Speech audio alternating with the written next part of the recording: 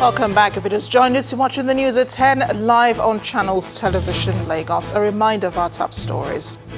Tension on the rise in Bayelsa State ahead of Saturday's governorship election as 3 people are feared killed at a PDP rally in Nembe local government area of the state.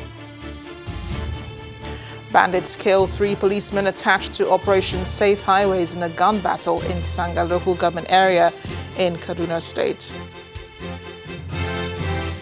Federal government finance bill containing the controversial 7.5% value-added tax passes second reading in the House of Representatives. And the World Health Organization approves world's first ever vaccine against Ebola disease.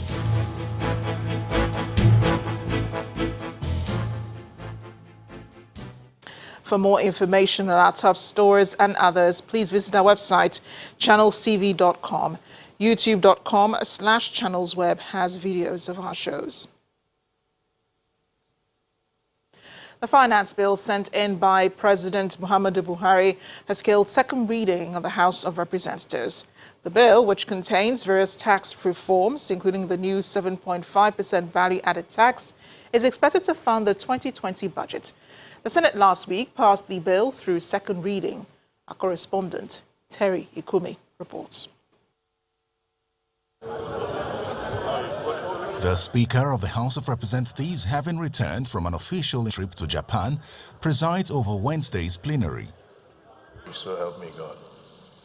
A matter of urgent public importance to call on the Joint Admissions and Matriculations Board, JAMB, to review the 2020 timeline for the compulsory use of the National Identity Number to register candidates for the 2020 Unified Tertiary Matriculation Examination is raised. Aware that henceforth the National Identity Number will be compulsory for the UMT registration. Recall sometime this year, an official of the NIMS disclosed that less than 20% of Nigerians are captured in NIMS database. While the lawmakers appear not entirely against the policy, they want an extension of the commencement time. I want to amend that prayer to say that until the National Identity Card Management Commission have captured 80% of Nigerians before JAM can implement this plan of theirs. Those in support of the motion as amended, please say aye. Those against, please say nay. Ayes have it. Next, the House commences debate on the finance bill, which was sent in by President Muhammadu Buhari.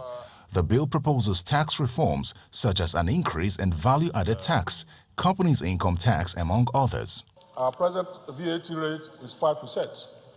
We seek to increase it with this bill to 7.5%. which of course is still one of the lowest in our sub-region. It's going to affect the poor masses, it's going to affect the rich. But I tell you that indirectly, if you tax me because I'm flying the aeroplane, definitely, considering the kind of politics we play, it is going to fall back indirectly to the masses because whatever I'm going to take to the masses is going to be reduced.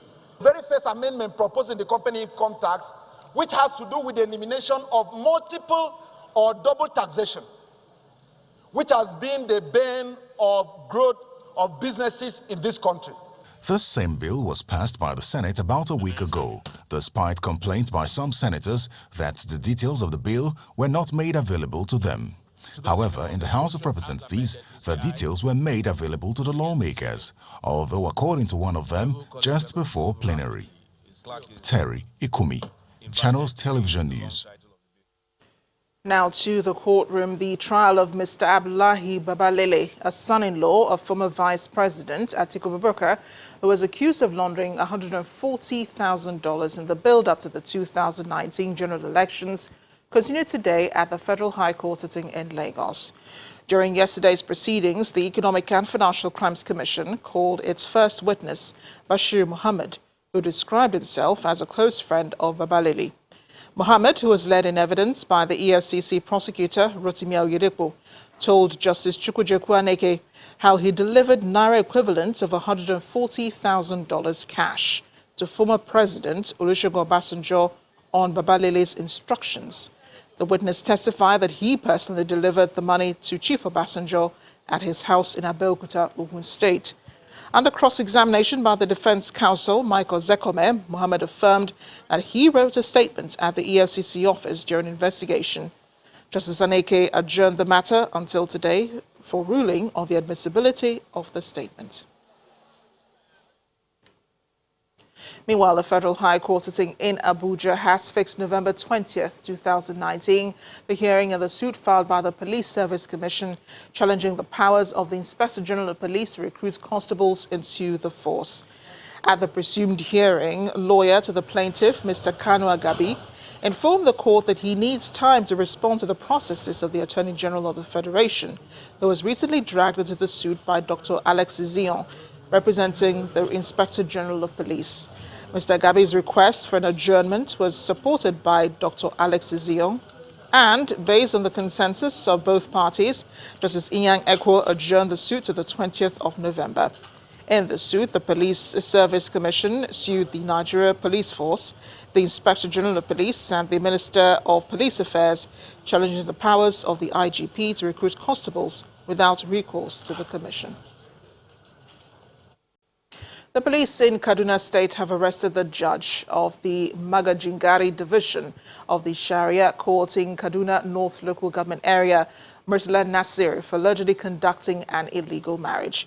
Judge Nasir is alleged to have conducted the marriage between a daughter of the former chairman of Peugeot Automobile Nigeria Limited, Mr. Sani Dauda, and her new husband, Abdullahi Kaluma, on Saturday, November 9th, 2019.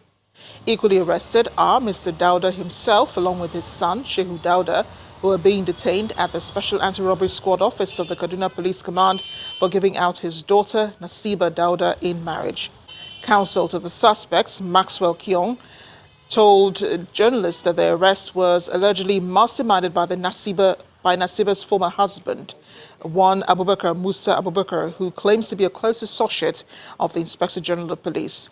But Nasima's ex-husband, Abubakar Musa, through his counsel, Rilwanu Umar, debunked the claim, describing her new marriage as a criminal breach of contract.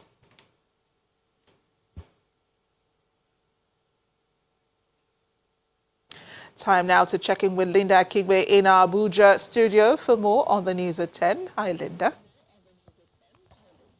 Hello, Amarachi.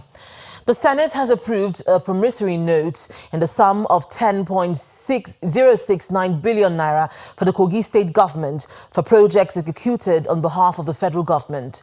The approval came amidst opposition from PDP lawmakers who are questioning the timing of the approval.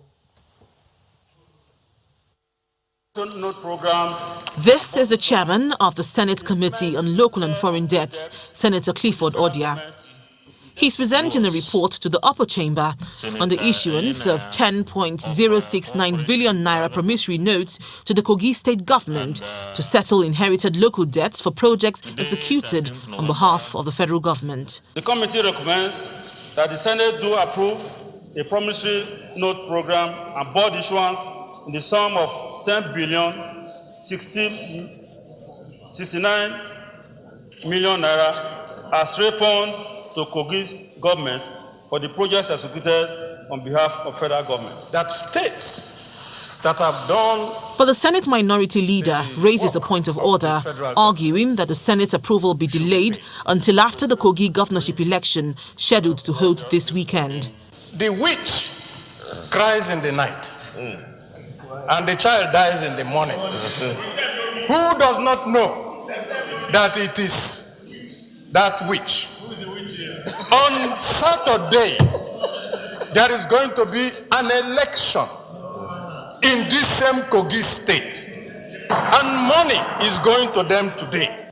This witch that you say cried last night, we as a Senate, the 9th Senate, has seen the necessity and is trying to do justice. That we're approving this thing is just a coincidence that there will be elections in Kogi. The Senate goes on to approve President Buhari's request for a refund to Kogi state government. Those in favor will say aye. Those against say nay. The ayes have it. The upper chamber is also directing its committee to summon the Comptroller General of Customs, Mr. Hamid Ali, over the suspension of the supply of petroleum products to border towns. This is after considering a motion by a federal lawmaker who is asking the Senate to revisit the suspension order placed by the Customs Service of the supply of petroleum products to border towns. That following a detailed investigation by the Punch newspaper just yesterday, Mr. President, on November 12th, the order has created a huge scarcity of petroleum products in the border towns of Ogun, Lagos, Adamawa, Katsina, and Sokoto State. While the land borders remain closed, the Senate is asking the Nigerian Customs Service to ensure a steady supply of petroleum products across the border communities as a temporary palliative measure. Ahead of the governorship election on Saturday, November 16, road transport workers in Kogi State have declared their support for the candidacy of Governor Yahaya Bello with a promise to deliver all their votes to the APC candidate. The spokesman of a union disclosed this in Lokoja, the state capital, during a road walk within Lokoja metropolis to declare their intention for the incumbent governor. Meanwhile, a women's rights group, the League of Women Voters in Nigeria, has condemned what it describes as a harassment and intimidation of the SDP candidate in the Kogi governorship election, Ms. Natasha Akpoti. In a statement, the president of the group, Dr. Esther Udwehi, says Ms. Akpoti is being harassed on the grounds of her gender and the fear that she may draw sympathy from female voters and change the equation of things in the state.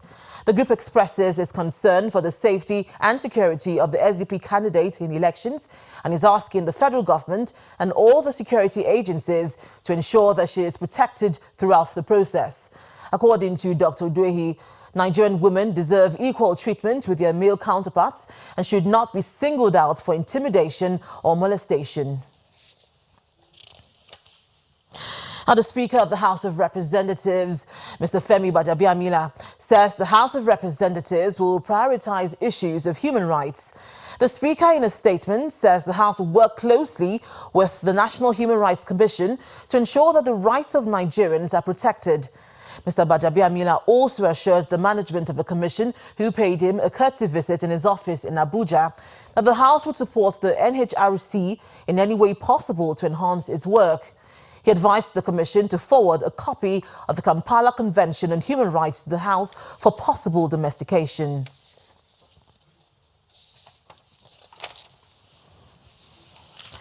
When the news at 10 returns, Nigeria Treasury bills rates crashed to single digits following the central bank's restriction on open market operation bill investing amid record demand. And that's in business news.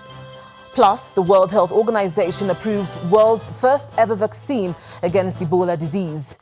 And more coming from our London bureau in Around the World in 5. Please stay with us.